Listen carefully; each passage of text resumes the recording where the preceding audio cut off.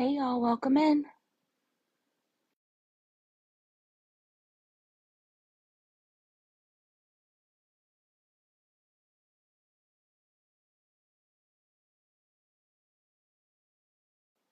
Hello.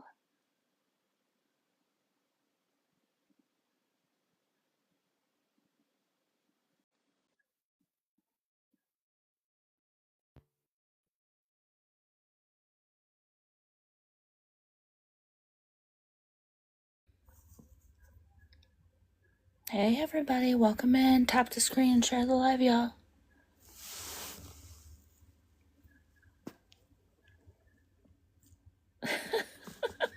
Calm down, Mark.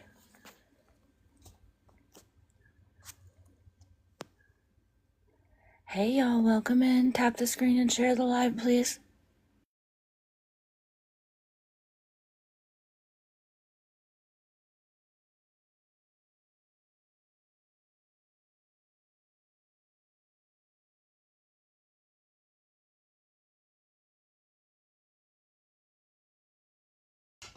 Hey Birdie Beth. Hi friend. Hey Fallon. Hello. Welcome in, y'all. Tap the screen and share the live, please.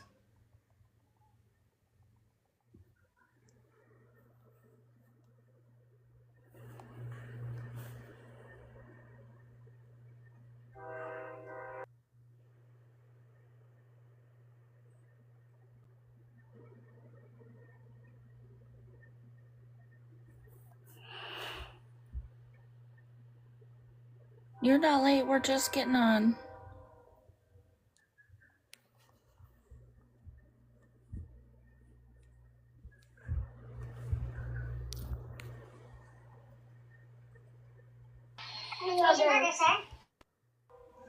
Welcome in, y'all. Tap and share, y'all, please.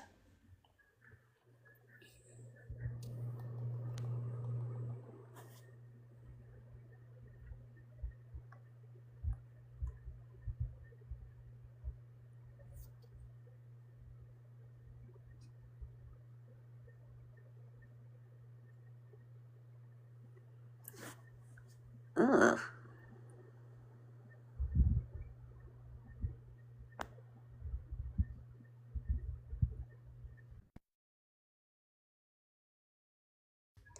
Oh, hell, BT. Welcome in, y'all. Tap the screen and share the live, please. Is that BT? Because I was like, who is somersaulting here up under this strange name and account? I have to be on my backup because I called off work and I have a couple coworkers on my TikTok. So, Girl, I can't with you. just don't say my name out loud.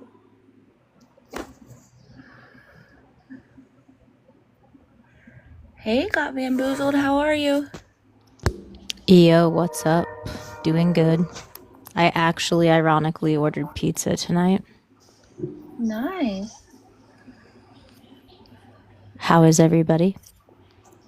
Doing really well. Hey, Ashley, do you know if it's confirmed that their moderator was the one that gave them money, or was it that young man, Ebert? Tap the screen and share the live, y'all.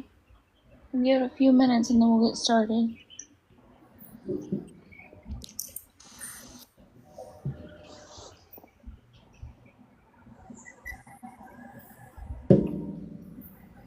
Yeah, there was a bunch of bad accidents on my way home today because in the Pacific Northwest, people forget how to drive in the rain. It's ridiculous. The first rainy day of the season, and it's chaos.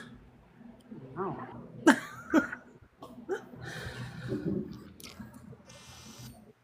Okay, thank you, Mark. That's crazy. Well, at least you're safe. Hey, Yeah. anywhere, man. Hey, thanks for having me. Okay, thank you, Ashley. How you doing tonight?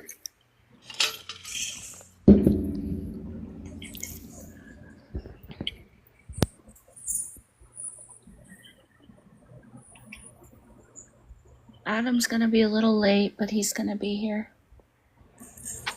Do you know Amy, checkmate? Do I know Amy? Requesting a box. Oh no, I don't know who that is. Okay, just checking. Amy, did you mean to request or was that an accident?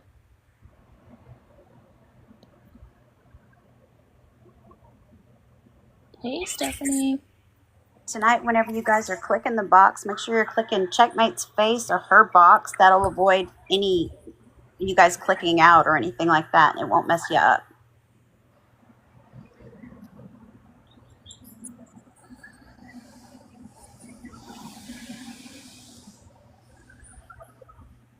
The rooster. When does it start? We're getting ready to start here in a few minutes. We're just giving people time to get in.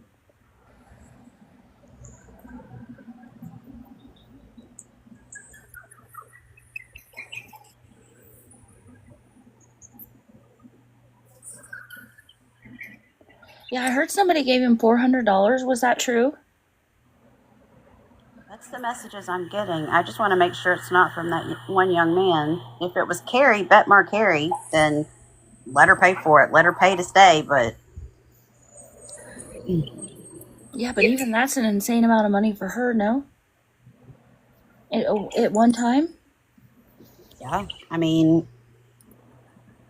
Unfortunately, I think that young man is the one that sent it, and that Carrie probably bowed up and said, tell him I was the one that sent it, so I get all the messages, so he doesn't get the messages. And Oh, wow.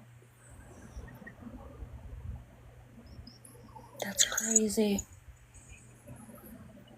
yeah, bear down. So we were trying to figure out if it was Betmar Carey that supposedly sent it or somebody else.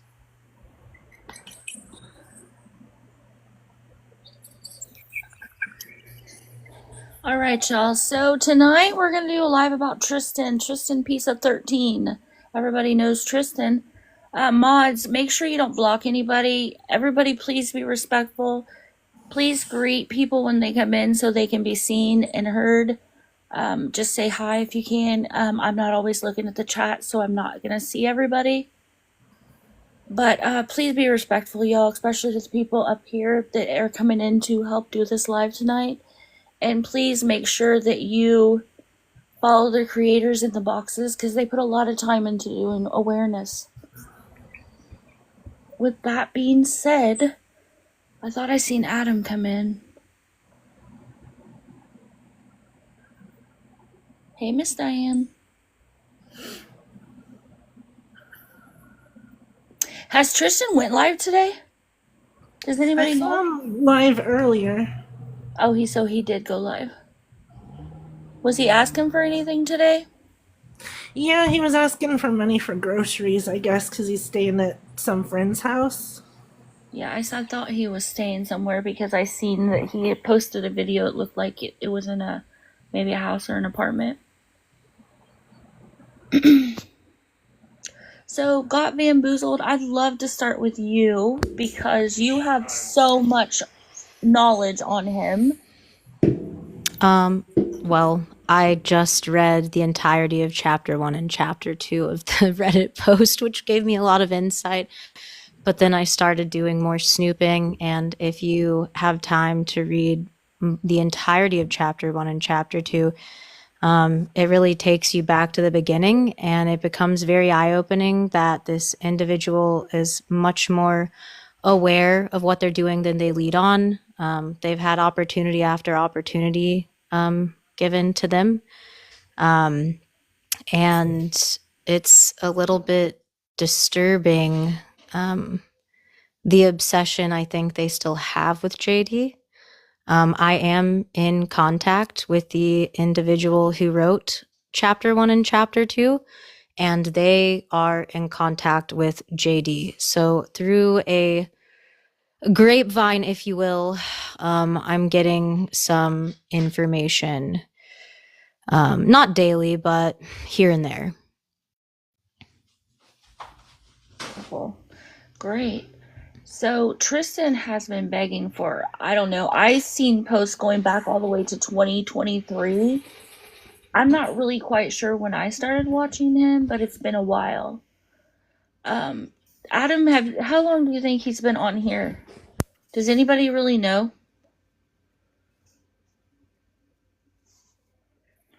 I've been watching. I want to say a year and a half is all I've really been seeing them, but it could have been longer. I'm not sure. Okay, so Tristan's mom. What would you like us to call you? Just Jen?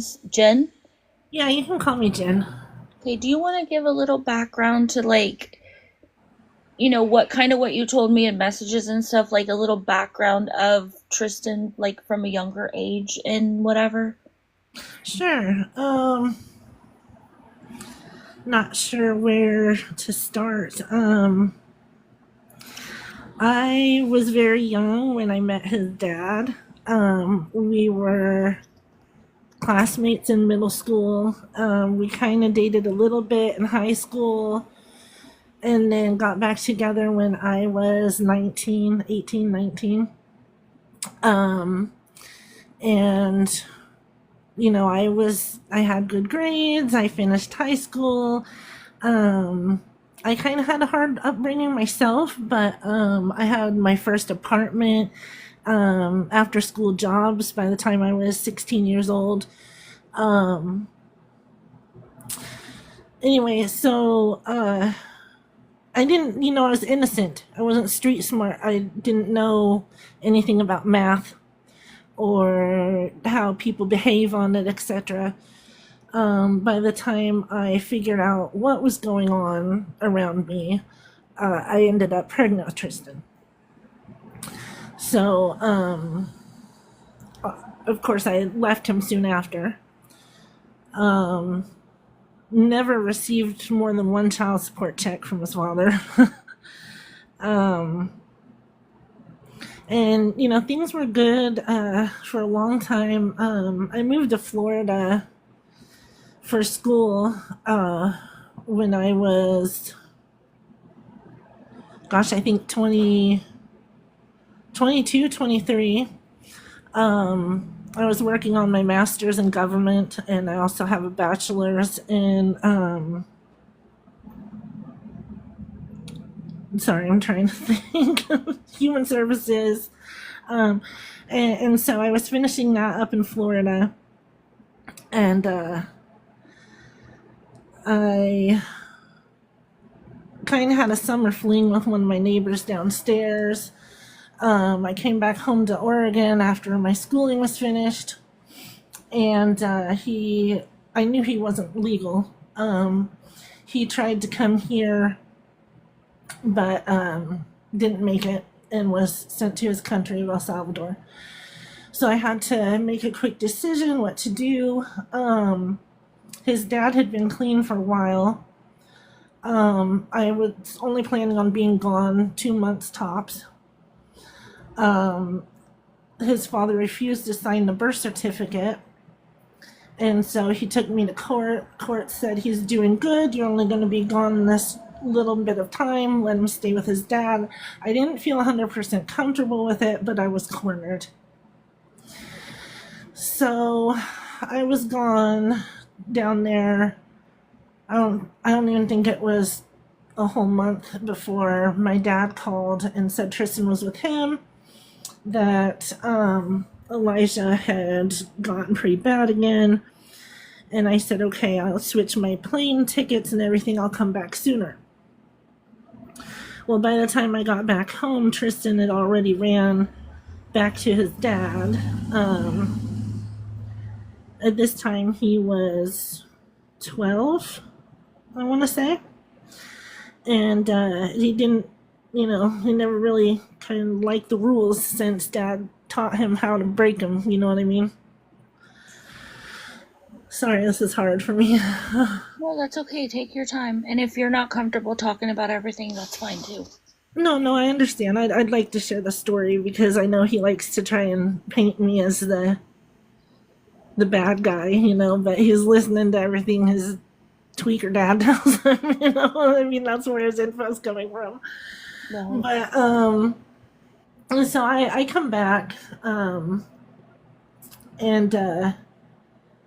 he kept running, and I've only ever had two rules for him. Like I think I told Anywhere Man, no hard drugs, and no skipping school. And he didn't like that. So that's kind of the origin story. So did he start doing drugs and stuff like early in life? Yeah, with his father. Oh wow. Yeah. Yeah, it's pretty sad. So his choice was math, right? Correct? Right. Correct. And I harbor so much guilt that I made that choice, but I had people talking in my ear, it'll be okay. Military families leave and come back, or when the other parent is in good standing and whatnot, So Well, Oregon how is a very liberal state. if you don't mind me asking, Jen, good to talk to Oh you yeah, again. Checkmate, thanks for sorry. having me.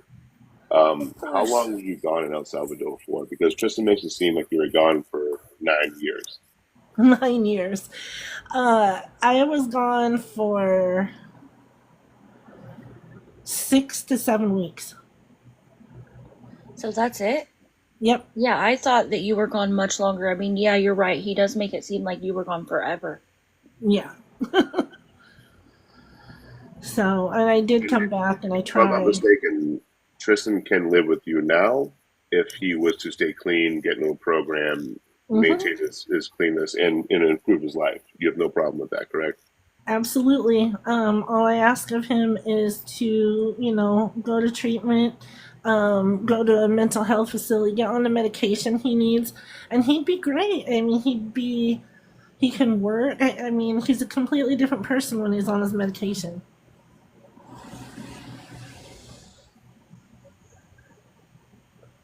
So this for everyone watching, that makes three. There's three different places Tristan could go right now to get housed up, get off the road, and stop playing safety on the internet. I just want to throw that out there real quick. So sorry to interrupt, and then I'm going to pull back in the background. No, no, no, you're fine. That's why we want you up here.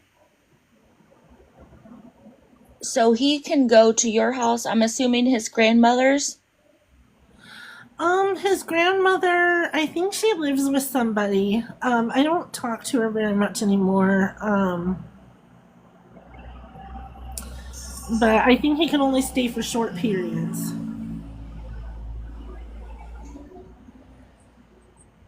So he talks about his mental health a lot, and I know this is probably going to be a touchy subject for some people. But what is he been diagnosed with, if you're comfortable speaking on that? Sure. The only thing I know that he's been diagnosed with is ADHD. Um, I think when he was with JD, he had some further diagnosis, but I don't know. I'm not aware of what those are. Oh, I see.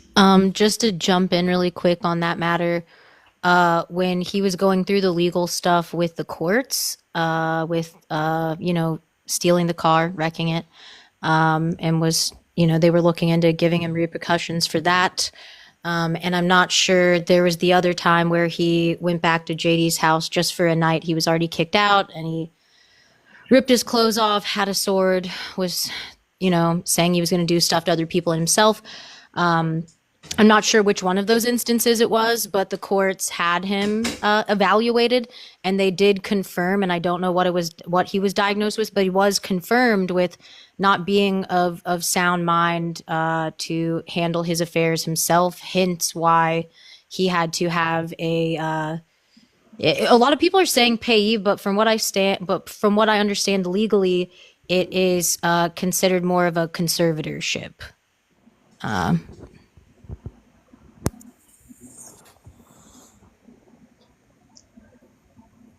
So,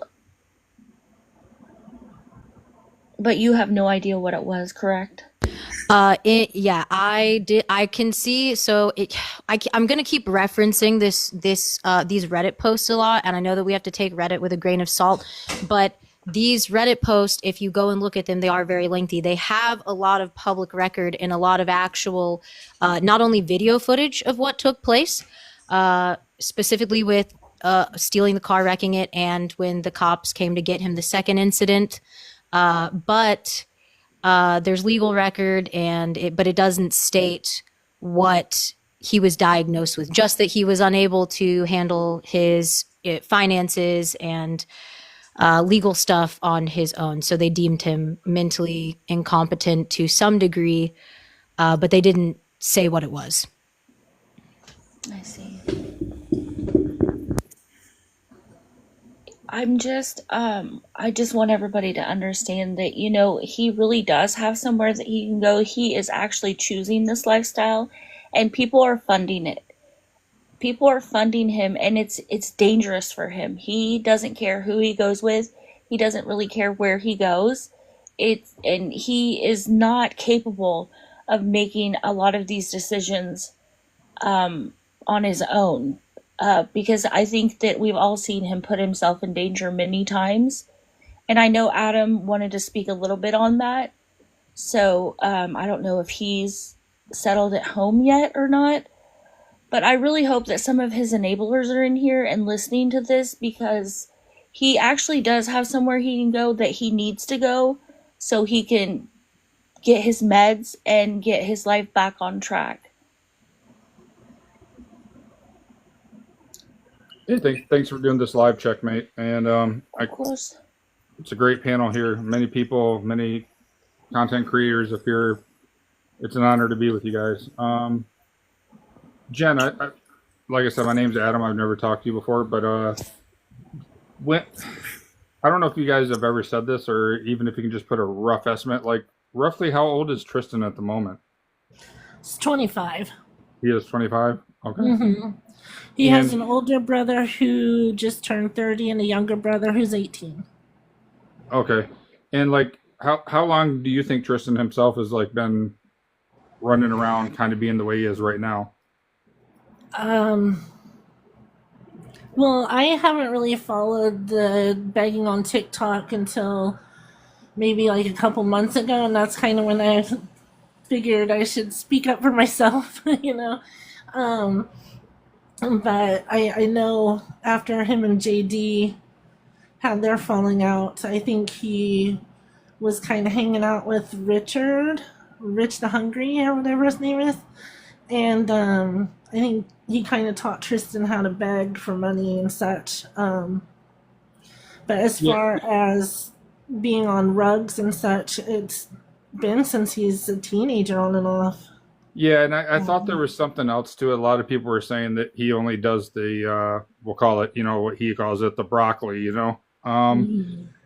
And I always heard from some other people that it was definitely some other things, but now that you kind of confirm it, I mean, it makes sense from a lot of just the ways that you see him sometimes and the way he's acting. And that's kind of what scares me about him, is like, I've seen him for a while. I mean, I've never done a video on him because I don't like really touching the people that seem like there's a lot of mental health aspect behind it. And in a way, it makes me, obviously feel bad, but at the same time, I really don't want to kind of push those people sometimes. But then I started to learn he's more calculated than more people give him credit for. And he definitely knows what he's doing a lot of the time. And he creates, obviously, all the situations he's in. And it just scares me because I see him sometimes in some of the areas. I travel a lot myself, and I go to the inner cities a lot sometimes for things I do. And I've seen him in some of the places like in Denver and LA, and that I'm just like, why is he down there at 1 o'clock in the morning running around talking, and I'm just afraid something very bad is going to happen to him one day. And like, from your knowledge, has he ever gotten himself in a bad predicament like that, from that type of behavior that you're aware of? Yes. A couple times, a long time ago, when I was with my ex-husband, I got a call from the state of California. He was still a minor. They said that I needed to go pick him up. I said, I can't just drop $1,500 for a right now flight. So they paid for part of my ticket, what I couldn't cover. And I think I was talking about this with Anywhere Man. I'm not sure. I was talking with someone about it the other day, but I had jumped and flew down to LA. He was released out of the hospital. He had gotten in a fight with somebody. And the second that we got back to Eugene, we took a cab from the airport to my house. I had stopped at 7-Eleven because he was hungry. I go in, grab food, come out, and he's gone. He'd already ran. And the taxi driver was just like, "Oh, picked up a homeless guy, huh?" And I didn't want to explain, so I just said, "Yep." And I just went on home. What else, am I supposed to do? And it's just, but yeah, he had gotten in a pretty bad fight.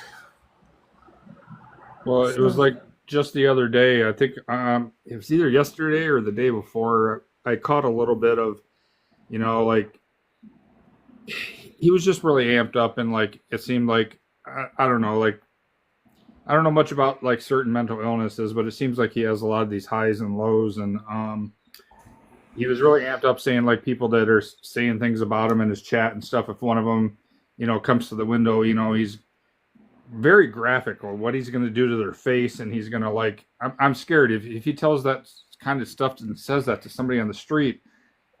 Troy travels probably as much as I do, and I mean, I almost would say Troy would agree that you say that to the wrong person, something bad is going to happen, and I don't want that to happen to anybody, especially somebody that's probably supposed to be on medication and should not be functioning the way he is, and it shouldn't. It kind of scares me, honestly. Well, yeah, that's my biggest concern, that he's going to get too angry at somebody and hurt someone himself, or be hurt by somebody by, just fucking doing what he does. But I do want to put in perspective, me and Tristan have the same exact diagnoses. Just throwing that out there real quick. but yeah, I worry about that every day.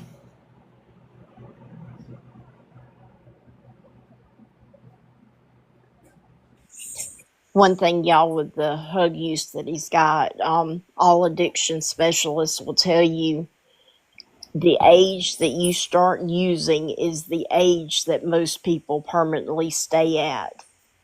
So he's got the mentality of a teenager. It's all about wants, wants, wants, and whatever's fun and exciting at the time. It's not about long term, hey, I'm halfway in my 20s, I'm fixing to be 30, and look at me, I don't have my life together. Yeah, like the lack of impulse control and the quickness to anger, that's when we see the real Tristan. But there is a whole scam beyond that, right? Like the whole persona, like, hey, I can't function without TikTok dollars. That's a scam.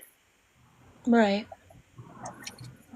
So, do you think there's honestly, like Troy, a more normal Tristan? Like if, like his mom said, like he's on his medication.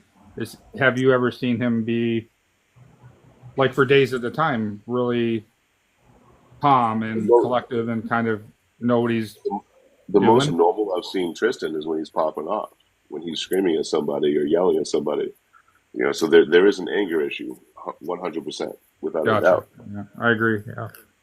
But that's when you see the real him, is when he's upset, is either when he's angry or frustrated. That's when you see the real Tristan. Everything else is an act, in my opinion. And I think it's kind of been shown multiple times. Yeah, that makes sense. That's kind of why I said I was afraid to stay away from him, not making any videos. But then I started to see everything was really calculated, and it's to get his. He spends as much as at McDonald's to get a meal. I saw the other night that I could have went to a steakhouse and ate. I mean, when he wants something, he definitely gets it from his enablers, and I'm afraid those exact enablers are just going to keep giving to him, and that's when this lifestyle is just going to put him in a bad spot one day, and that's just what scares me the most about him in particular. he has other health issues too. Um, I was told by a cardiologist that he needed to have a valve replacement by the time he was 18. And they were supposed to replace the aortic valve with a pig valve. And he knows this, and he's not taking very good care of himself, and that worries me as well. So the lifestyle and the food he's eating is definitely not going to help that. Yeah. Well, you already answered a couple of the other questions I had written down to ask. I mean, it sounds like he has a safe place to stay and a good place to stay, but he doesn't want to follow your rules. So that was kind of one of my questions. But, you know, and then I wanted to ask about the medication, and it sounds like he is supposed to be on something, but I've heard him say about the medication a lot of times that he knows he's supposed to take it, and then he'll rant against it and says he doesn't. So I was just confused if he really was, diagnosed or on something or supposed to be on something, or if it helped him, or. Gotcha. But thank you for answering a couple of questions. I appreciate it, Jen. Yeah, anytime. Yeah, I mean, you never really know which Tristan's going to show up, right? It's either the sad, lonely Tristan, or the one that needs all this money to just go shopping, or the teenage Tristan that just wants to buy a bunch of junk and eat it. I mean, there's so many different personas, and sometimes all in one live. Has he always been like that? He's always been very confrontational, very, I can do it better than you can. Him and his little brother really butt heads. Logan is my youngest, and he's just a very gung-ho. He's 18, he works full-time, he's an Eagle Scout, he just very workaholic, business orientated, does everything by the book. And I don't know, like I tried to keep Tristan in Boy Scouts too. I taught Boy Scouts when the kids were growing up. Which is, I think I said something kind of go off the beaten path here.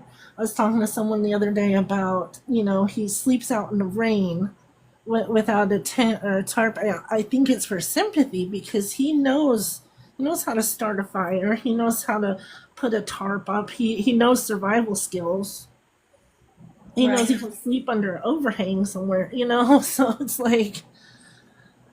I made a whole platform out of that. Like, completely agree. But when he's at home or around his brother, it's like everything Logan does. Like, if it's washing the dishes, it's Tristan's got to go behind them and be like, "You did this all wrong. This is how you do it." He's always been super aggressive, confrontational. Even as a young child? Oh, yeah. Yeah. So do you talk to him often? He won't talk to me unless he's asking for money.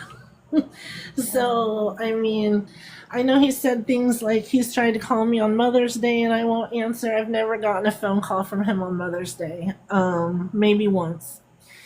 He won't talk to his brothers unless they're giving him his money. He calls my husband asking for money. He never just calls to say hi, I love you, Mom. Nothing. It's just. But yeah, he rarely calls. Wow.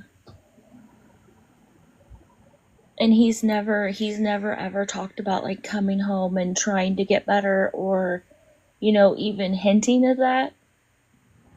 I mean, when you have times years and years ago, but as soon as I started saying, okay, hey, let's get you set up with this and that, because like I said, I work in human services. I work in government. I actually lobby for several nonprofits around Oregon up at the Capitol, like Oregon Student Association, Dornbecker's Hospital, Children's Hospital, things like that.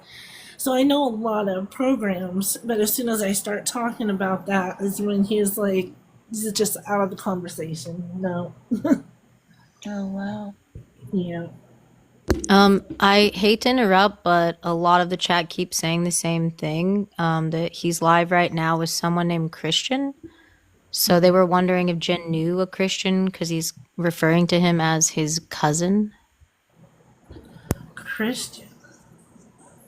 Yeah, I saw him right before I got on when I was driving. It's a couple guys he's in a house with, and he kept saying uncle too about one of them or something. But I don't know if he was just using that as a term. But yeah, he's with a couple of people right now doing something. He's about to go to work with them too, or something like that. Or Unless it's like a distant cousin on his dad's side, I've never heard of a Christian. Yeah, he made a video earlier with 2 people, so maybe those 2 people that he was with. I'm not really sure. I haven't seen him today. I haven't had time to watch him.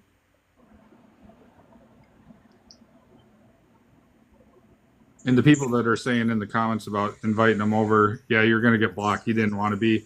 I did tell him 2 days ago about this live, and we always like to give anybody that's spoken about the chance to defend themselves and speak. And he was told about this live, and he wasn't interested, and he blocked me right away. Which I'm kind of surprised because it seems like sometimes he really likes the attention.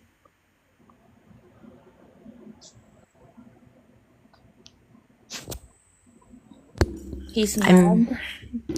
I mean, I guess it sounds like he's at a house doing whatever he's doing with them. There's an Uncle Mike, quote unquote. Uncle Mike sounds familiar.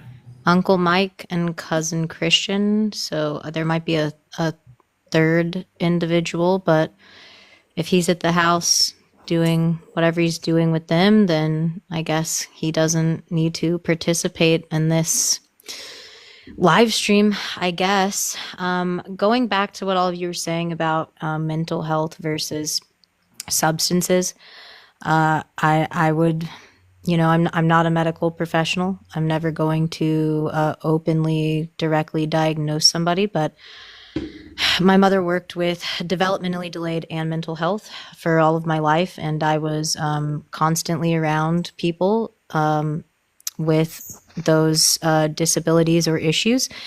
And I've always noticed that it's mental health oftentimes coupled with drugs because they don't want to stay on their actual prescribed medication, but they will turn to recreational substances. And especially if there's any type of BPD or mood disorder, you have high highs and low lows, but then you start taking these substances and at first they're helping with that. And then all of a sudden they simply just exacerbate the high highs and the low lows. I guess what concerns me is knowing more about the legal standing now, where at this point it's out in the open, but JD is going to essentially step down from his conservatorship this month. And at that point, who does it go to? If it goes to the state of California, because that's where this was set up in, is he still going to be able to travel around like this? And if so, I don't think he will be able to receive his SSDI anymore. There was a lot of talk about people questioning whether it was legal or fair for JD to garnish some of that SSDI for the $30,000 plus in damages to the stolen vehicle. And while I understand that's technically no, it's frowned upon and not legal. I don't know what the right answer is at this point. So Tatted Mechanic down in the comments said that's not true, but I don't want to say too much here as he and I still talk. You and who, Tristan?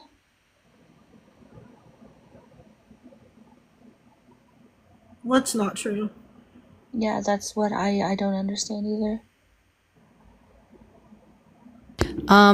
People are asking the relation to JD. I strongly recommend that all of you go read chapter 1 and chapter 2 of the exposing Tristan on Reddit. It's either on the Rich the Hungry Reddit or the Tristan Reddit. And they are very long. They are a novel. And I've already read them both in length on my live once. I might just end up doing a full length video on here so people finally see it, because I know not everybody is willing to go over or download another app. I understand that, but it's well written. It really gives you a timeline of things, and there are legal documents and actual video footage of the things that they're claiming.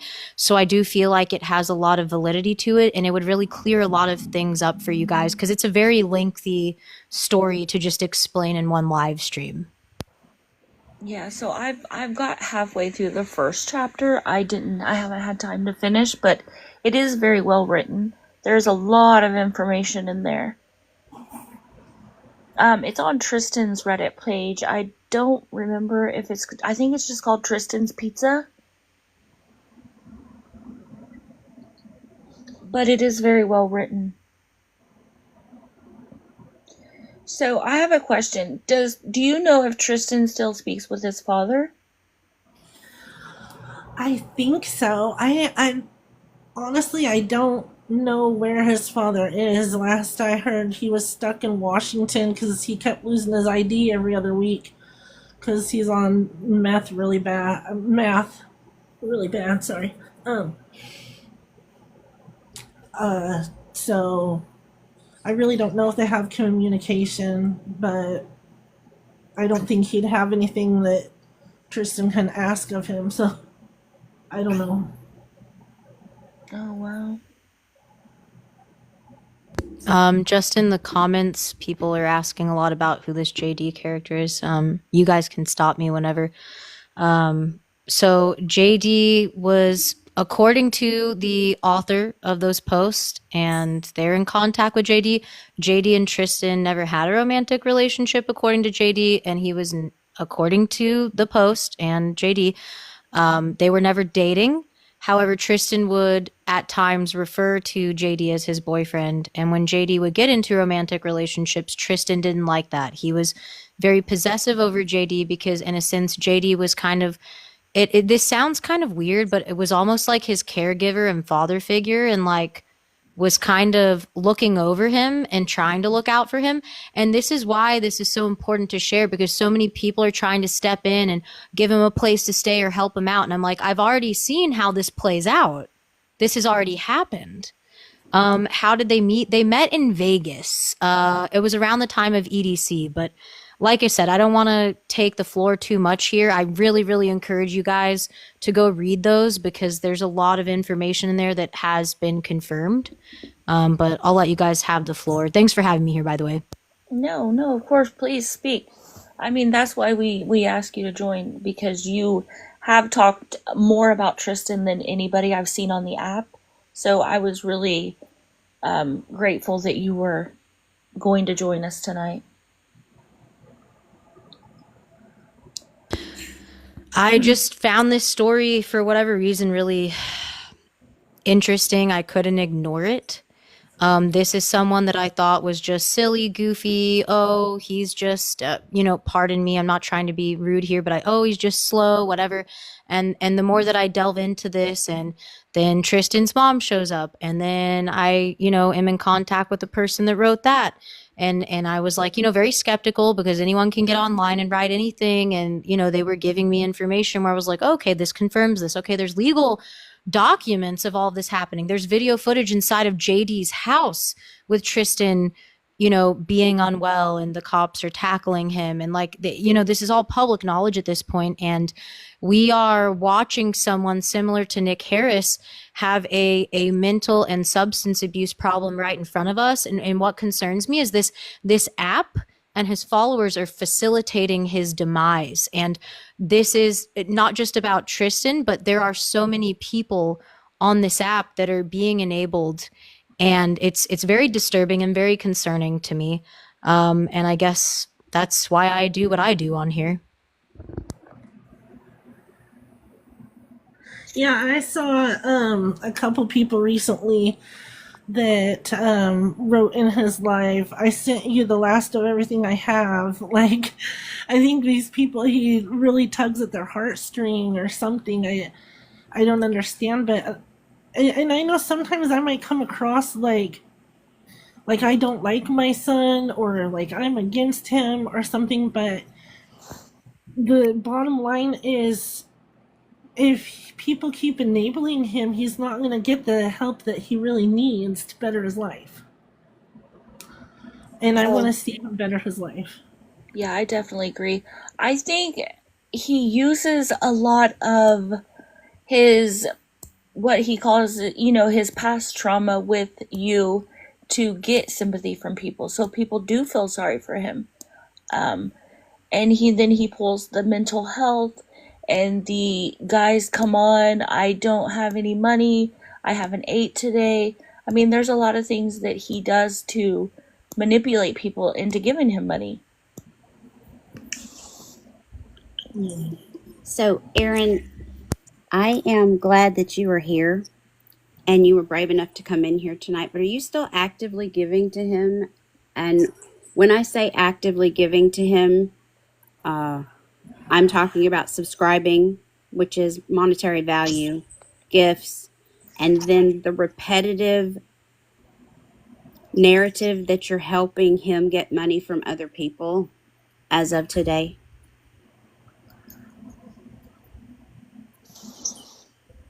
And Aaron, you're more than welcome to come up in a box. Yes, please. You're still subscribing, Aaron?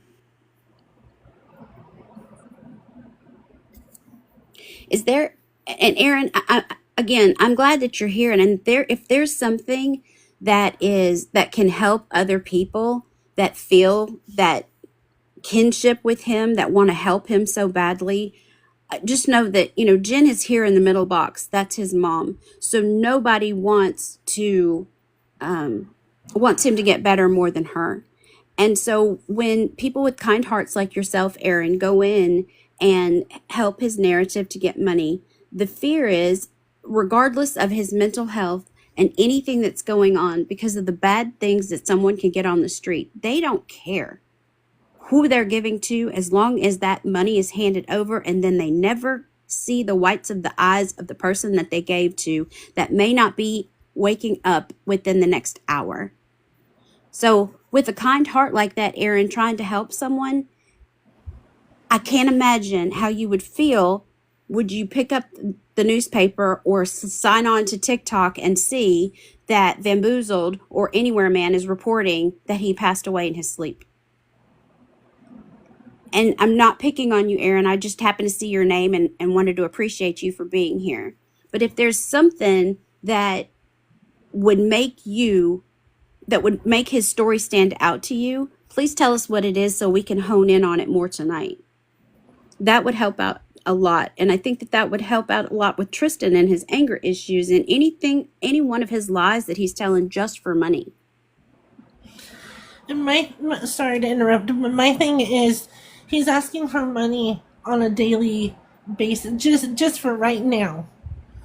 And it scares me every day when I open TikTok, honestly, because of all the, I don't know if I can say the name, the Fent, if you know what I mean, that goes around the bad stuff. It scares me because, I mean, it could be in broccoli, it could be in math, it could be, and it only takes one desperate, it scares me. Absolutely. Absolutely. And for Tristan, he seems like he would almost do anything to be accepted by somebody. So I think that he would absolutely take or do anything just for that acceptance. And I could be wrong, but that's just the way I see how he is. I think you're absolutely right, and it's scary. Do any of us remember, someone sent this to me recently, the guy with the dark curly hair that was like the Rasta guy? He had like a Rasta car, and he recently made 2 videos about his encounter with Tristan a couple, maybe like a month ago. They went to a rainbow gathering or something. Yes, exactly, Jen. So they went to a rain. He picked up Tristan and was like, "Okay, whatever, man." Or they met at a bar, and he was like, "Okay, whatever, man. Like, you're a little like moochy with like the green, like with the broccoli, but whatever, you're cool." And so he was talking about Tristan was telling him about the rainbow gathering, and that piqued his interest. And he's like, "Oh, I'll take you. My parents took me to rainbow gathering when I was younger." This dude just seems like a typical, Rasta stoner, whatever. And so they go to the rainbow gathering, and Tristan, he said for the most part was pretty respectful for everybody. If you don't know what a rainbow gathering is, it's kind of, I'm sure the people that are a part of it are going to be not happy with my description, but think of it kind of like a hippie gathering, just like a gathering of eccentric, hippie, outskirts of society type people. Some of them are amazing. And just like every other aspect of humanity, some of them are definitely not. They are predators. They go to these free love places to take advantage of people in that mindset. So, Tristan and him split up somehow. The guy is like, "This is too much for me, man." Because hanging out with Tristan always gets out of control, as it does. And so the guy leaves because it was right near his hometown. And he comes back, and Tristan had left or was going to leave with this couple. Well, he had known the man, and the man was a real problem, doing stuff to kids, doing stuff to women, had a record. Like, he was a sketchy fella. And him and his girlfriend were trying to get Tristan to come back to them, to their house or their property. And Tristan was about to go. And luckily that guy was like, "Hey man, like, don't do that." Something fell through. Tristan didn't go. This goes back to what,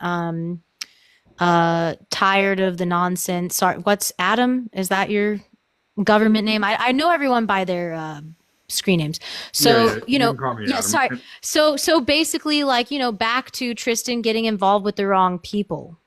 And he is aware to a certain extent and knows how to manipulate to a certain extent. Just because someone has a disorder or a developmental delay or mental health, that does not mean they are not capable of being highly manipulative. Think of your younger children. Think of someone who's in a younger child state. They still know how to be manipulative. Think of, and please don't be offended, I'm not comparing humans to pets, but think of your own animals where they have their own personalities, they have their own awareness, they're highly manipulative. It does not matter how your IQ, you can still be incredibly emotionally manipulative with people. So I'm just concerned that he, once again, like everybody else, he is going to travel with or hang out with the wrong people, and something horrific is going to happen. And as we're speaking, he's with these three men somewhere at their home. And, I don't feel good about every time Tristan shacks up at someone's house. I feel physically ill. Like, I never feel good about it. That's all I have to say for now. Yeah, I mean, I agree. Like I said, he'll just go with anybody or anyone. Like, he traveled all the way to Kansas to meet somebody that he thought he would, somebody gave him money and he wanted to go meet them. I don't really exactly remember the story, but I was literally on the edge of my seat because I was like, this can't be good. Like, he doesn't even know this person and he's just gonna hop on a bus and travel to Kansas. That was crazy to me. Well, there's been two guys that he stayed with, and I remember they both ended in where Tristan said, "Oh, I had a bad feeling," or "This didn't go right," or it was just a really weird situation of how he didn't know him, and all of a sudden he's going to stay with somebody. And then I'm glad Van Boozled brought that up also about that guy. I totally forgot. He messaged me and told me the whole story about going the rainbow gathering and spending some time with them and stuff. And yeah, I can't remember the whole story. I'll have to go back and read it, but he was definitely a little taken back about Tristan and kind of very worried about his behavior. And then there was the time at the airport, and he kind of backed out of it, but just met a stranger at the airport. And then next they're going to make GoFundMe's to raise tickets and fly together and then get some food together. And it just goes back to the same point. Like, I don't know how he gets in these situations of being with somebody that you barely know, or has that just always been his nature, Jen, that he just really trust people like without really knowing them, or No, not always. I mean, he used to be a lot more cautious, but I think he just really wants to fit in, you I'm just know? afraid people are going to take advantage of them for whatever reason it Yeah. might be. We can all speculate, but and like, yeah, I got a house here, come stay with me, or like I'm going to help you get on your feet, and there's not. I don't want to sound rude, but there's just not like a lot of good people out there that have solid intentions that really want to help somebody just out of the kindness of their heart, like, and give up their house. And like, not that there aren't those people, but there's so many more I would think that are doing it for reasons that, are to their own benefit. They got an ulterior motive or whatever. And I just, it just pains me. Like she said, like, every time he ends up in a spot somewhere or a situation, it just makes me cringe. It makes me feel like something bad's going to happen. And it's not a good feeling to have in your gut, but Yeah, I worry daily. Trust me.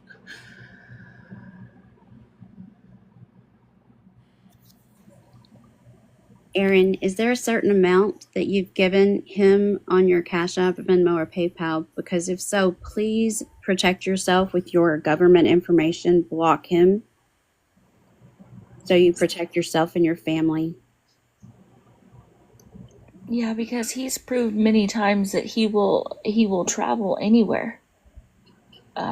I mean, he's there. I don't think there's a place he hasn't been. Yeah, Somebody said, I'm sorry to cut you off. Somebody no, said that Troy got off of here to go over to him to try and get him over here, and someone said he just ended his live. Just FYI. Sorry, Jen, continue. no, you're okay. I was just gonna say, a couple months ago, I was gonna send him like $15 or $20. Something about his phone. He needed a phone. Um, and I tried. I don't remember if it was Cash App or PayPal, but it gave me like a flag, and it was like, this might be a scam. And I was like, okay, nope, that's not happening. And something similar happened when my husband was gonna send him money once too. So it's like, I think these cash apps and such are So kind of catching on. he says he uses his grandma's Cash App. Yeah, that's strange too. And I thought that the Cash App was like Missy. Fallon, what is the Cash App? I need to go and look. I didn't write it down. Sorry. No, that's okay, but I think it's Missy. Maybe that's his grandma's name? I'm not sure. But Yeah, that's the one he's currently using. Missy 8460. Thank you. Don't worry. Be happy. And he's never really said why has to use hers, other than he said he can't make a Cash App. I think he doesn't have an ID or something. I'm not sure. So I with wouldn't fly Cash and App, take buses if that was the case. If you didn't have an ID, I don't think. Mm, Yeah, I yeah, don't think so either. with Cash App, you can order a Cash App card and have it sent to you, but you have to have an address to send it to. So if you don't have a bank account that you can actively send it into, that's an issue to get the money. And if he's currently on SSDI, that money's going to be tracked if it's going into whatever account he's getting his SSDI. So that could be a conflict. Someone said we were really off base with our assumptions or what have you, but these are just concerns from what we're visually watching, and B, a lot of what I'm basing my statements off of is video footage and legal documents from the state of California, which are also available for all of you. Once again, I'm going to keep referencing the Reddit pages you can go and see all of this on. And I think at this point, because I know a lot of people that are on here or just on here, I think I will go ahead and do a full reading of chapter 1 and chapter 2, but also include the public record documents, things that are private. I'm not concerned with. Jen did send me a letter that was received by JD saying that they were going to basically, he overpaid for his SSDI when he was spending time in jail in the hospital or whatnot. And so if he didn't respond within 30 days, they were going to start garnishing 50% of his SSDI. So I think that I saw the letter myself, but I'm not going to post it because it's a private federal letter. It's not public record. But I think that could kind of have a lot to do with some of his behavior lately and the stress of knowing that, hey, this money I was getting is going to be cut in half. Someone else also mentioned if JD relinquishes his conservatorship, who's taking it over? I'm not an attorney by any means. I don't know anything about that type of law, and I don't know about the laws in California. So, does the state take it over? I'm not sure. So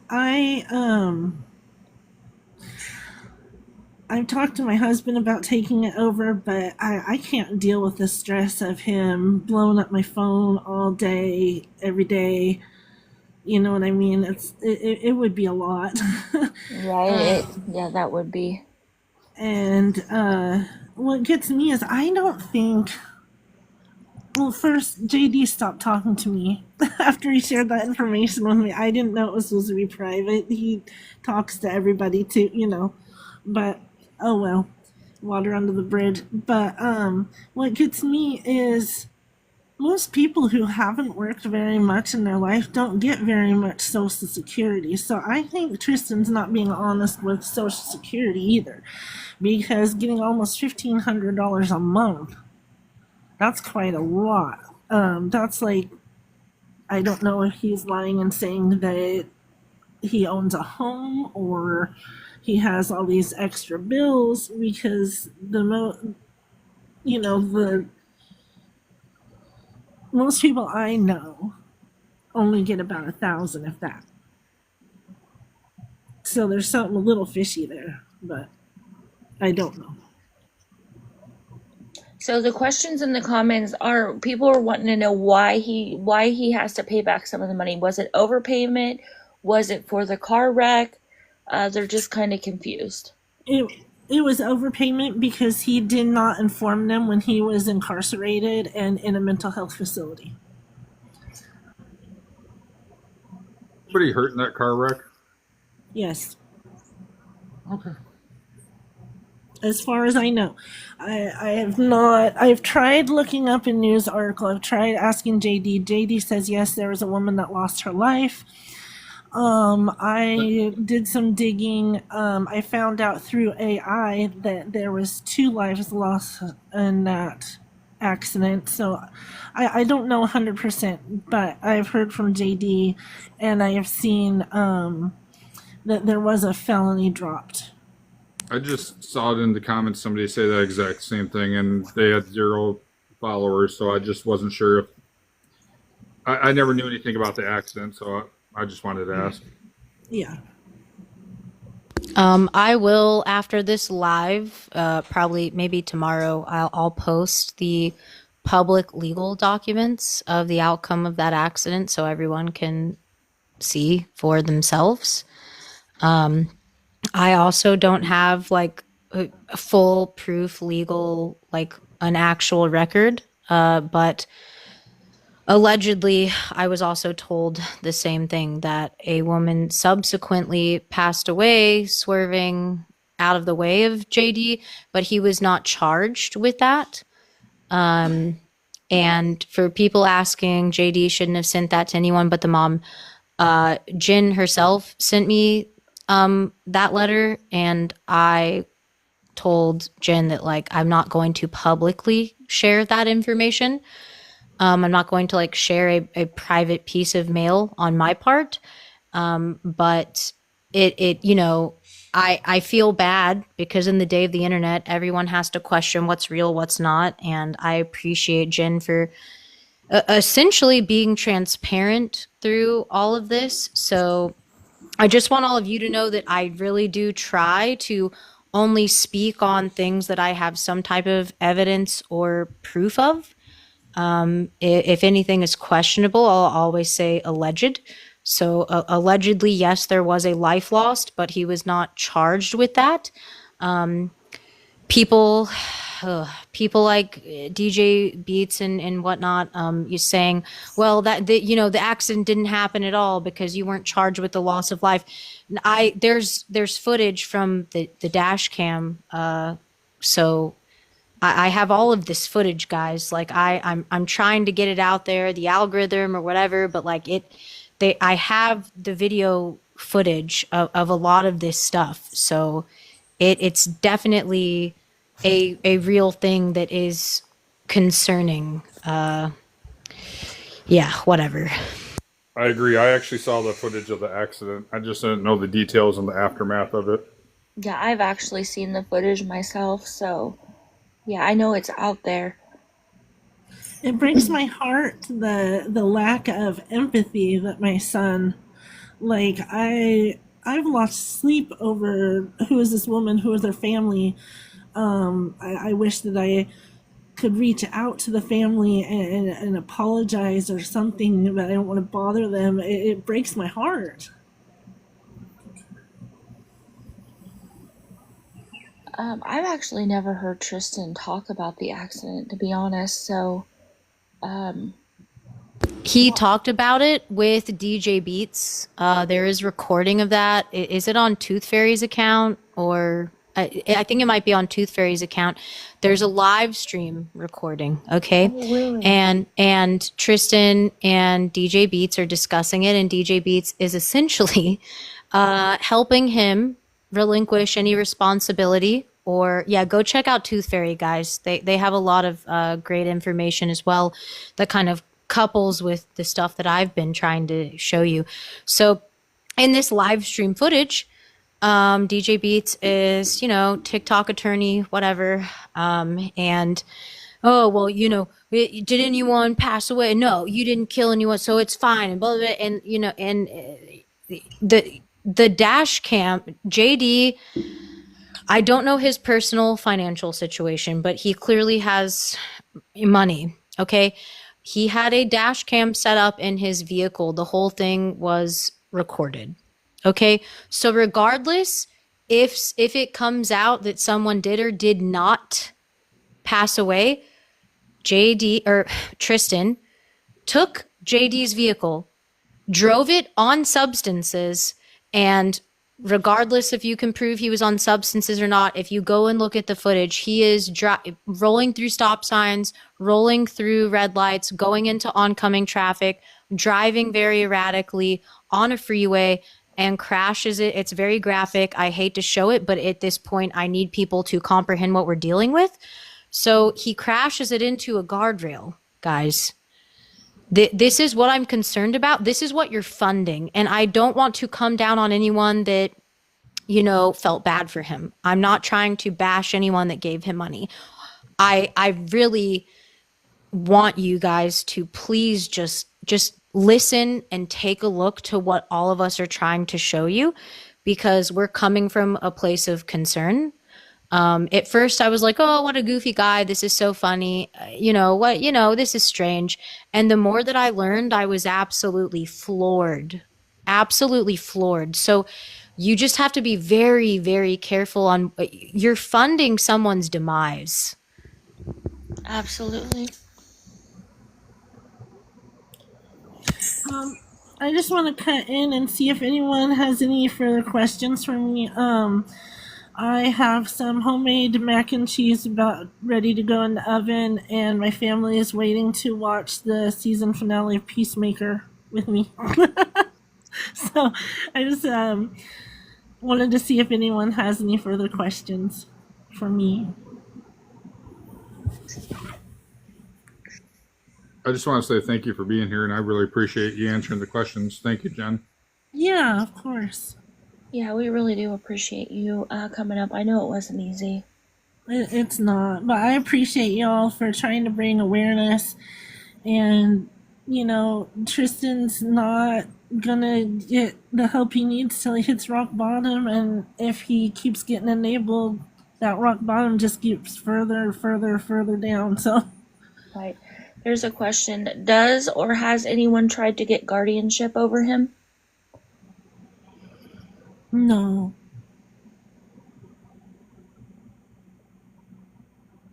No, there was never established guardianship except for back in the day, like I said, when there was the refusal to sign for the passport.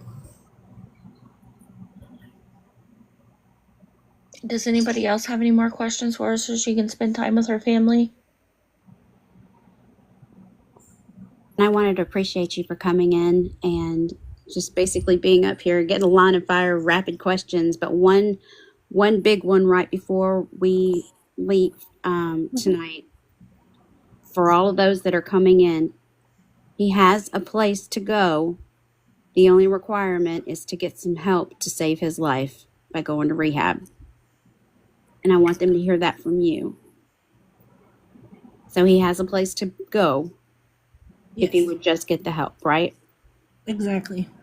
Yes, ma'am. Thank you so much. You enjoy your dinner. Thank you. Yeah. I need to change my profile picture. I look so doofy, but I did it to be funny originally. Well, But- I really appreciate you coming in. Thank you so much, and I hope you have a great evening. You as well. And if anyone has questions later on, feel free to message me. Thank you, Jen. Yes, I'll Have be a in good night. touch. Thank you. Checkmate, we have new people coming in. Will you be uploading this live to your YouTube? Yes, this will absolutely be on my YouTube. Same name. Actually, I think it's just Checkmate, isn't it? I don't remember. I'll go and look and post it up here. So everybody knows that Tristan absolutely has somewhere to go. He chooses the lifestyle he's doing. And you people, the enablers that are in here, you're funding this. He really, really needs to get in a structured life and get his life back on track. Fallon, there's people asking for you to speak in the comments. What? I'm sorry. People are sick of you being quiet. You need to talk. Oh, okay. Well, Bertie, if you want to go get that screenshot that's in your IG, I can get fired up. Yeah, we definitely have a Fallon time. No worries, y'all. And I really encourage you all to follow Got Bamboozled. She does amazing content. Great stuff. Yeah, Well, she knows when I Fallon. started following her, but she has amazing content. Oh, damn. I appreciate you guys for saying that. I don't know how to handle all the compliments. Normally, I just get a bunch of not nice commentary on what I do. I actually lost my account for a few days and randomly got it back. So the follows and support would mean a lot, because I know there's a lot of like quote unquote awareness pages, and I feel like they just make fun of people. Right. And there's no information really. It's just like trolling accounts. And I feel like what I do is I've always had a journalistic approach. This isn't my main account. I do van life myself. Me and my husband, we're homeless, and we now do van life willingly with our financial situation. And I think that this app can be a great place to meet people and come together and help people that really need it. A lot of my followers that struggle, I've connected with, and when I'm doing better, I've helped out. There's definitely people that I've sent money to online. I'm never saying don't send money to people online. There's a spectrum. It's never black and white to me, but the type of content I try to do on this Got Bamboozle account is awareness and giving people context for why, hey, I don't think this person is telling you the truth. And this Tristan situation really strikes me as like a really stark, concerning situation. And there's so much history and there's so many people coming forward with information. And I don't know, it's really disturbing. I made a video about this a while ago and then I'll shut up. But the way that social media is going now, people with substance issues now more than ever can be enabled. Their family can cut them off. Their family can say, "You can't come back here. I'm not helping you until you go to recovery," and they can say that's fine, and they can create an account on here. They can write a narrative, and they can live stream, and complete strangers that don't know the backstory can fund their demise, and they don't see it that way. And this is what really concerns me. And we've seen larger creators like Nick Harris, and I see a lot of parallels between him and Tristan. And you know, there's a part of me that I do feel for Tristan. I really do. Like I don't want this person to not make money, and I don't want you to have a platform on here. I really want this person to do well. I want them to be safe. I want them to be healthy. Um, it seems like they do have people that really cared about them and were willing to help them better their lives, and they weren't ready to take that help. So what makes you think you sending them money randomly online would change that? That's all I have to say, but thank you for having me here. Bamboozled, a lot of people in the chat are asking for you to comment so they can follow you. Also, if you can check you can hit the plus sign at the end of her username in the box and follow her that way. Everyone, please follow her. She has amazing content. Yeah, she Adam really said does. do it. Adam said do it, so it's got to be a good idea. Oh, I really appreciate it. Like, I really do appreciate all the support. And this was never my intent with coming onto this platform. Like, I used to have a main account of 98,000 followers. I lost it. And so now I was like, okay, I'll just do two separate accounts. So I have my van life and my fun stuff. And then I made a separate account because for whatever reason, I just felt like called to make this type of content. It just seems, I don't know, I like having the journalistic approach of, you know, researching certain people that catch my eye and trying to kind of dissect. It's really easy to get lost in the mix here because it's like short form content. So you see a minute of somebody or you see one live stream, and it's really easy to spin a certain narrative. So I try to kind of condense certain creators' content into palatable, digestible information for you guys. But like I said, so many people are still missing out on those Tristan Reddit posts, those Tristan chapters. And I'm not trying to take it as gospel. I know that I sound like it, but I think I'm going to cover those so that they're here on this platform for you guys to kind of further understand. Yeah, that would be great because they're a good read. I mean, I've only got through half, but it was very in depth. I need to finish it up.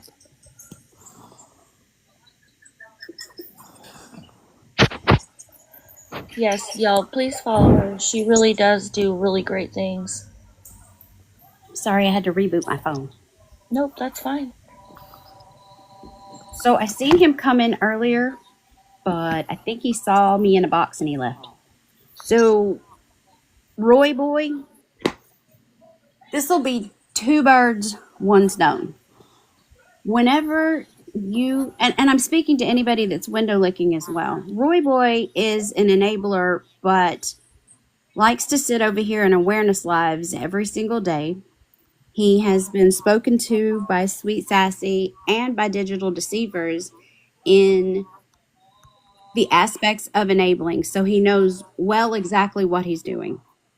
July 9th, it is on Digital Deceiver's YouTube, in which there was a lengthy time taken out on her live to speak with him. There is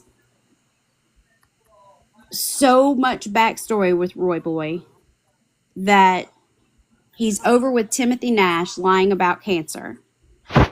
But then he's subscribing to Tristan, hyping up the chat, and you don't have to give money to be able to be considered an enabler. Being kind is not enabling. But if you are sitting in a chat and you are telling them it's okay for what he's doing, and you continue to talk to him in the chat because you're afraid that you're going to get blocked, you're no better than the person giving over the other $1, $5, $10 that may potentially allow Tristan or Timothy Nash or Jordan Paul to not wake up the next morning. So if there's anybody in here or anybody on the outside afraid to come in, I implore you to ask questions that if you think there's some type of line that you're crossing where you're enabling, ask the question, please.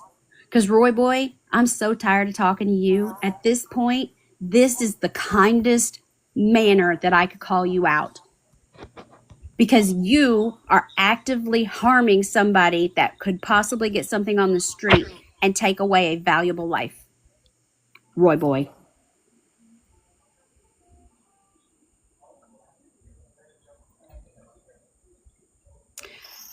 There's no reason why anyone in that chat is trying to actively get money for somebody who chooses the lifestyle as Tristan has chosen only because he wants to do what he wants to do and get what he wants to get. He has a place to go. He has programs available to him and potentially could either harm himself.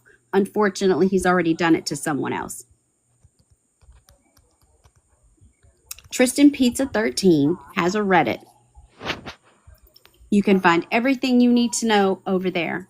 But if you think that sitting in a chat helping somebody get money because you think they're being bullied, you need to read the room, type in the TikTok search bar their name, and find out why these people are so upset.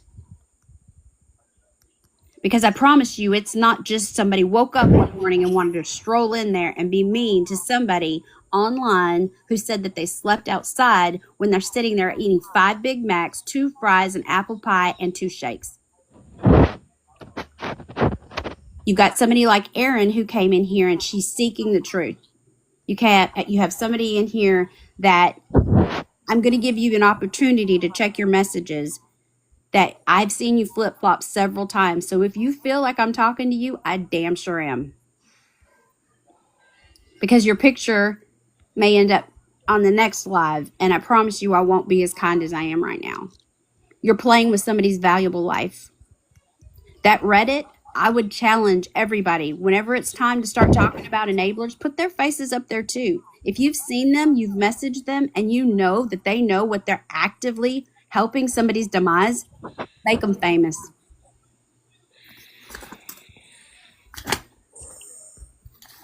If there's anybody in here that has questions, please ask.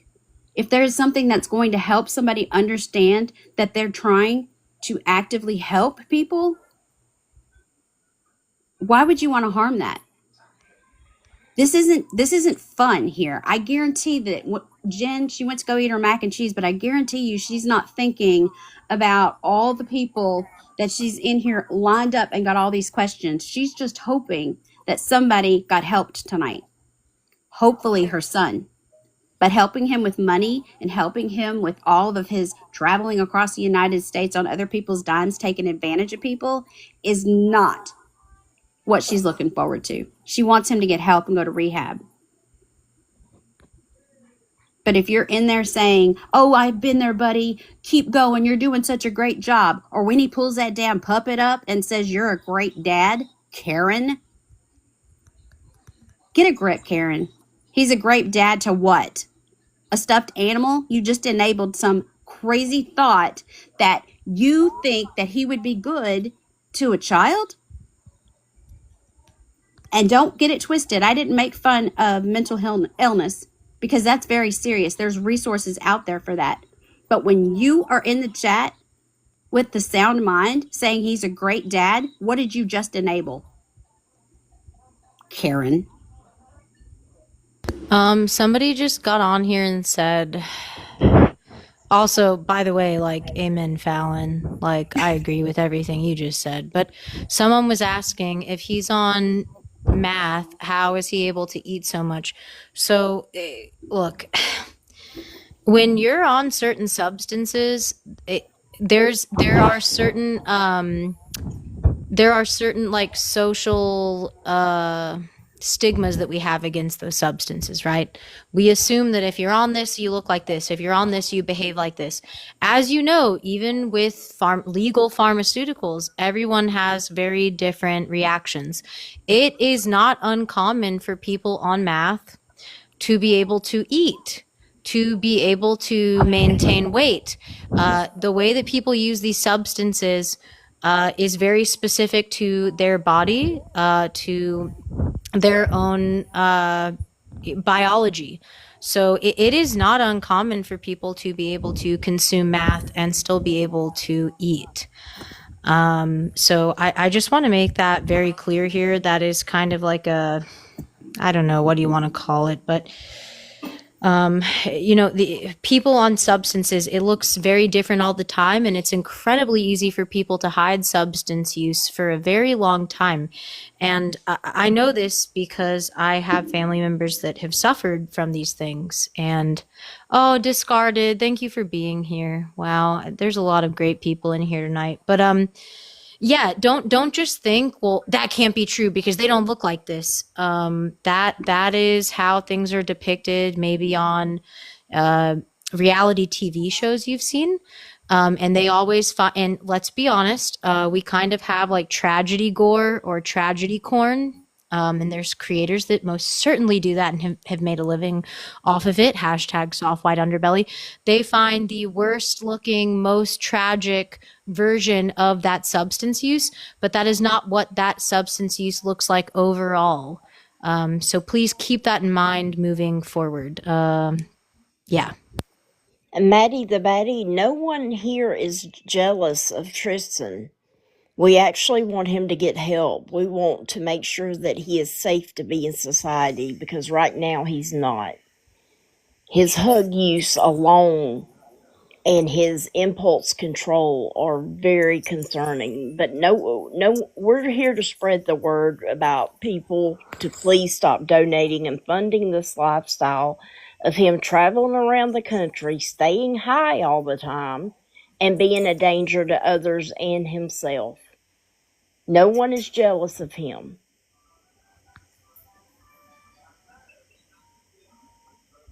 I'm so sick of that narrative. I'm so sick of that narrative that all of us reporting on this or trying to bring awareness to this are jealous. It's such a tired rhetoric. It's such a tired excuse. It's such a tired comeback. I'm so sick of it. I'm exhausted by it. That at this point, if the people we're covering, if there was any evidence or proof or viable explanation for this behavior, you think that they would respond to that?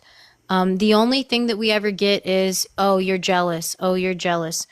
We're coming from concern. I see a lot of women in this chat that may or may not be mothers. I see a lot of women in this chat that may or may not have children, brothers, husbands, partners.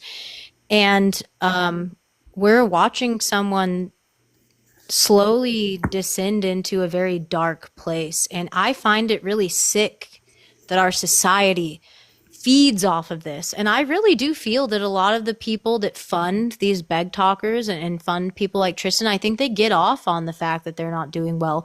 I think that they know they're not doing well and they enjoy it. They relish in it. It's very disturbing. It's very it's like the Hunger Games to be able to send money to someone that's actively not doing well. I think that a lot of people are not fooled by it. They actively want to fuel it for their own entertainment. This is what concerns me about not just this platform, but social media in general.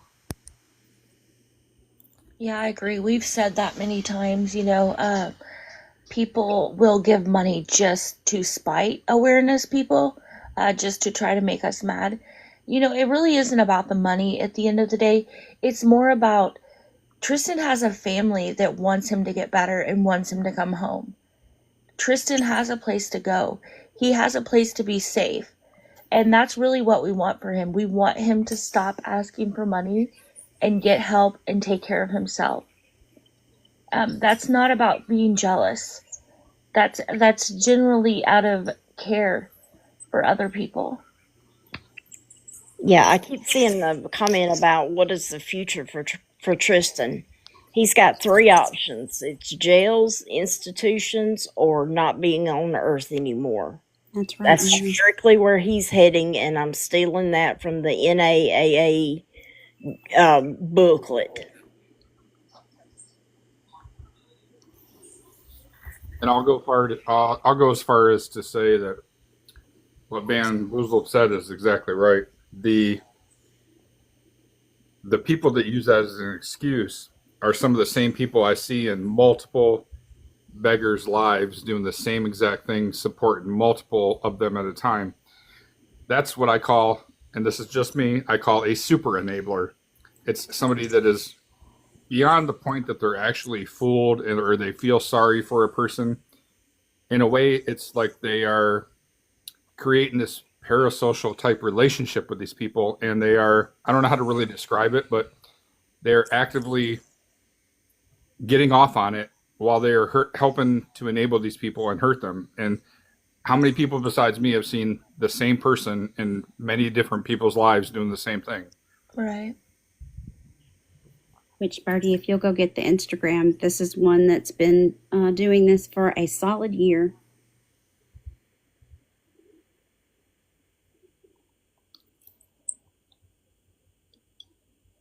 So really, you guys can give him all your money, whatever, but you're not helping them. You're just enabling them. You're letting Tristan leave a lifestyle that is eventually going to lead to his demise, because he has no idea what kind of danger he's putting himself into, or maybe he does, and he just really genuinely don't care. But he does have a family that cares about him and wants him to get better. There's a post on Reddit where it was showing a multi-scammer enabler who's been doing this since 2024 in August. So Duramax, Mike, thank you very much for starting the trend of posting faces of enablers, because I knew the face looked familiar. And when I did some research into it, this is Kelly. This is KJ Dodger for Life. She likes to enable Brandon and Brenda, Jordan Paul.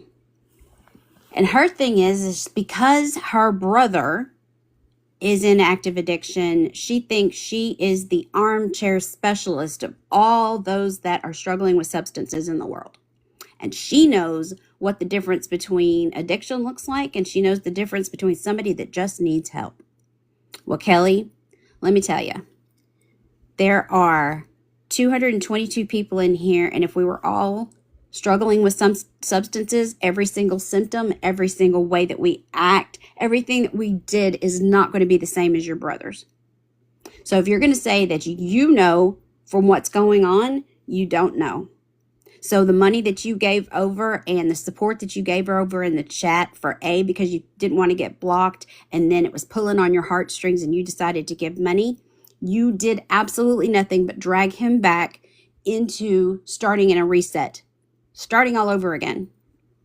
But the fact that you've been around since 2024 and you've done this repetitively shows you have no regard for human life.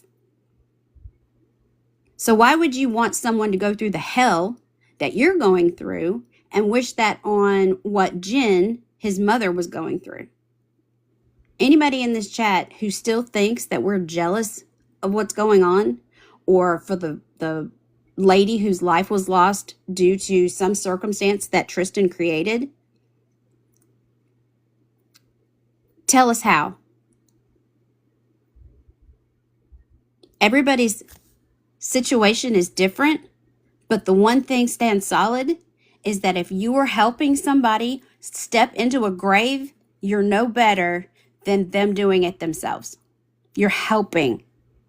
But the fact that you like to see people struggle like this and you're throwing money at it, whenever it's time when the laws finally catch up and create a precedent from the Cash App that you send for that transaction that takes his life or anyone's life, I'll be glad when your name isn't the face on Reddit and it's actually up on a precedent for a law where you can be held accountable for it, as well as the DD on the street that gave them something bad.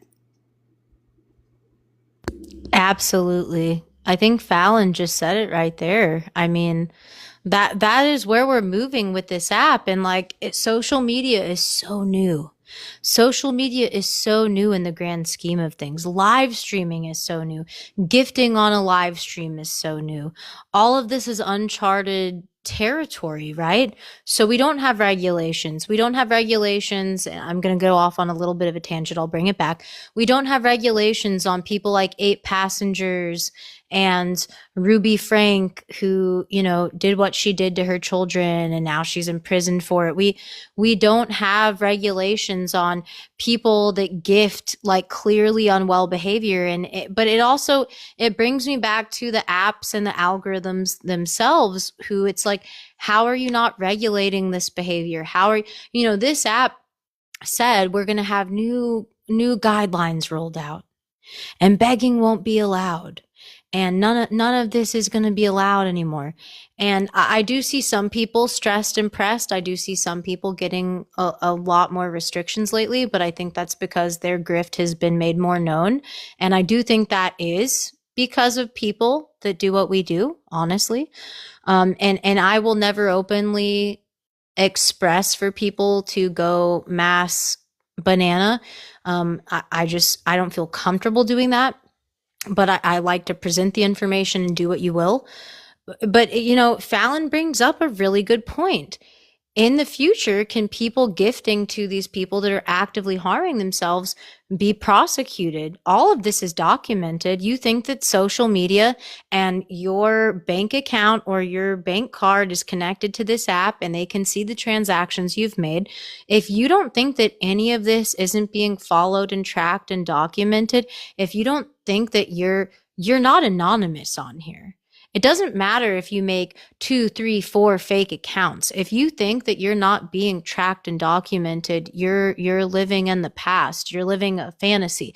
I really think that in the future, if people like Tristan or others or Nick Harris or whoever, do bad things, they might be able to look back at who was funding them and backing them. And that is something to think about in the future with your own personal financials. But yeah, whatever.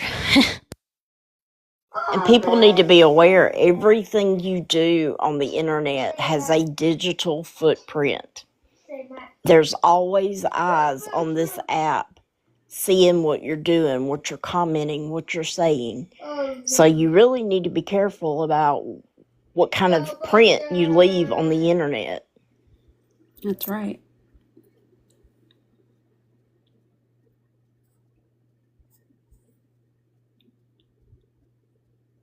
And the messages that you guys send to people, please make sure that you hear me. It's not seeing someone give and scroll into that chat and their first time that you've seen them. Please don't start posting them all over the place and they're, enabler number 1 and number 2. And, you got to give them the opportunity to know and see some things that maybe they don't know. Maybe they don't know the signs of addiction. Maybe they don't know the signs of someone that's struggling with mental health. But one of the things that you can do is make them aware. If they don't believe you, send them to the Reddit. Send them to type the name up at the top of the TikTok search bar so they can see the videos, so they can start seeing the signs of reading the room, even if they don't know what the signs are. They can read the room and look and see comments that are being deleted. People are getting blocked. People are getting muted for speaking about resources. If you offer a resource and they're having none of it, there's a red flag there. So start accumulating the red flags in your own mind and give them the opportunity to walk away. Everybody, there's people in traffic who are rubbernecking because everyone likes to see a shit show or an accident or just be nosy. I'm nosy. I want to know what's going on. But if they're in there enabling that over and over and over, like Kelly, then go ahead, post them. Let them know, because clearly they have no regard for human life. With Mark B, messaging people, tagging people, they get so irritated that they're calling him out in the chat. And Mark, just because I sent a money gun, don't tag me. And it irritates them. I love to see that. Yeah, Mark B is doing a phenomenal job of calling out enablers. Yes. So everybody, if you see their name, tag them. Let them get tired of being messaged, because all they're getting is the truth. We're not bullying. We're not body shaming. We're not doing anything that's going to harm somebody out of spite. And damn sure because we're not jealous. We're doing it Or to because make we money. actually care about people. Or to make money, put that out there. Yes. Yeah, we're definitely not out here to make money. There's a few people in here. Somebody said if you want to donate to a local animal shelter, women's shelter, whatever. I definitely agree with that. Someone else said just don't send money on here, period. That does make me a little bit sad, because I feel like when this app was in its younger phases, people that were really in need and really going through hard times, which I still cover people on other platforms, and I talk to them on long form and interview them. You know, they really do need help, and social media is the best way to get people help, especially when other legal, social, state, federal options fail. It makes me sad. I feel like a lot of the grifters and the scammers take away from people that could be using this for actual help.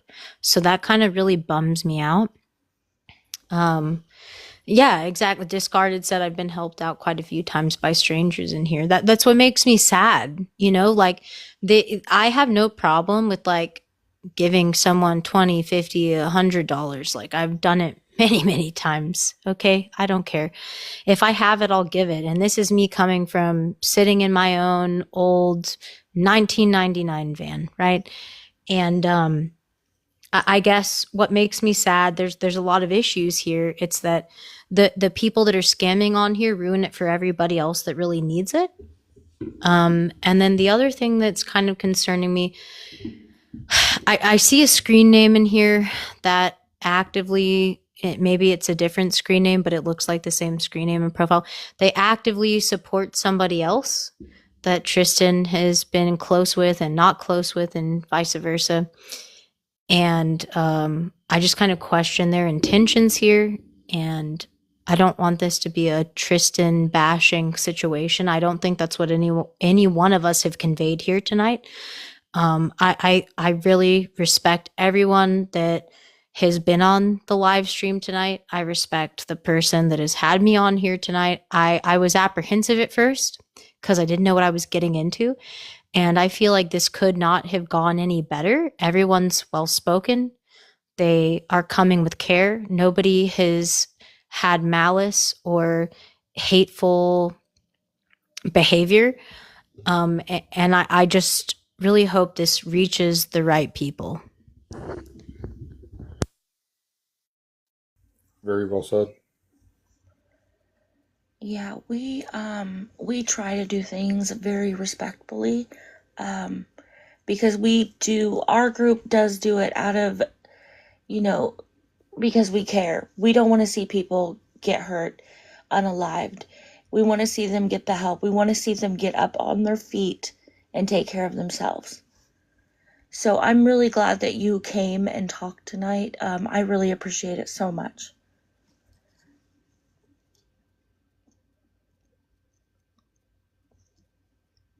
Go ahead.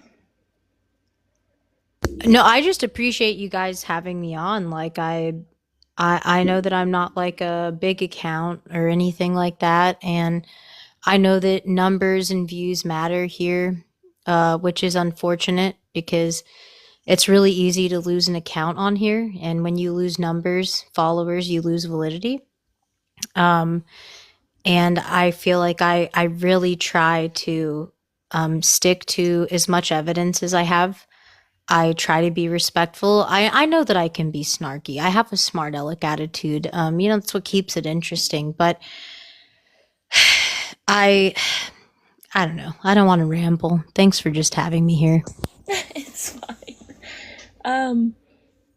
I've lost many accounts, so numbers don't really matter to me because sooner or later I'm going to lose this account, so it's really just about getting people in here and getting people to listen and stop giving money to people on this app. I mean, stop giving your hard-earned money away because there's no reason they can't go out and earn their own money.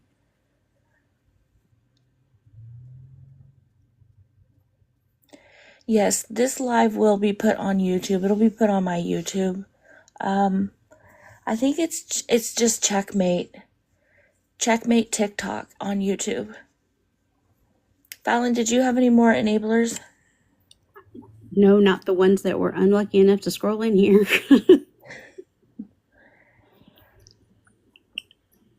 So does anybody have any questions? I know tonight was a little bit different than what we usually do.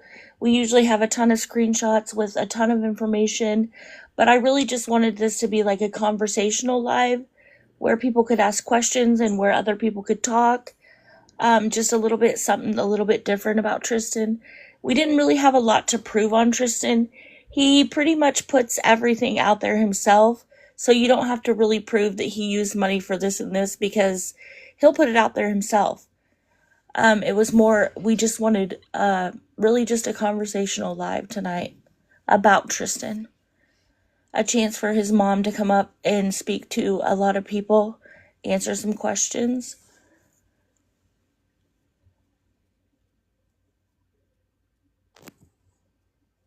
Does anybody on the panel have anything? Adam? No, I think between like Troy and Bamboozled and Jen being up there, Tristan's mom, half of my questions that I had written down kind of got answered, and then I got in everything else I really wanted to talk about. But like I said, my concern was mainly on the safety aspect of just seeing a lot of the places he's gone and how easily trusting he is of people and the places he's ended up, like with people he barely knows, you know. It just goes back to like, that's why I like to only really associate with anybody that does awareness that truly cares about where that person ends up. And I didn't hear one person or see one comment in the chat about the name of his two characters that he always has with him, and that's not what it's about, and it shouldn't be. Right. It should be about exactly why he's doing what he is. Let people know, don't support it, and hopefully it drives him to get help eventually. That's the main point, and that's why I do this. And I know the people up here, the people that are up here on this panel, that's why they do it. So I appreciate everybody for being here. Rammer, did you have anything? Everyone, just keep your wallets closed. Keep reposting videos that show what these people are doing. Thank you for being here. Thank you for the taps, the likes, the shares on videos and in this live. And just remember, keep your wallet shut because these people may not be here the next day if you keep donating. The cash that you give is like a Band-Aid for these people, and it only allows them to not do for themselves. And we want everybody to be self-sufficient, to be healthy, happy, and managing their own lives without having to come on TikTok and constantly beg for people to fund these lifestyles. Right. And that's all I gotta say. Birdie, do you have anything? No, ma'am. So we are going to take a break for probably a week or so before we do another awareness live. We have some stuff going on, and I just don't know if everybody understands how much time this really takes to put together. But you could watch for us. We may end up doing a pop-up live. You just never know with us. But I do appreciate everybody coming in, all the support, likes, taps, listening to us, trusting us. I hope everybody has a wonderful night, and we will see you all very soon, hopefully.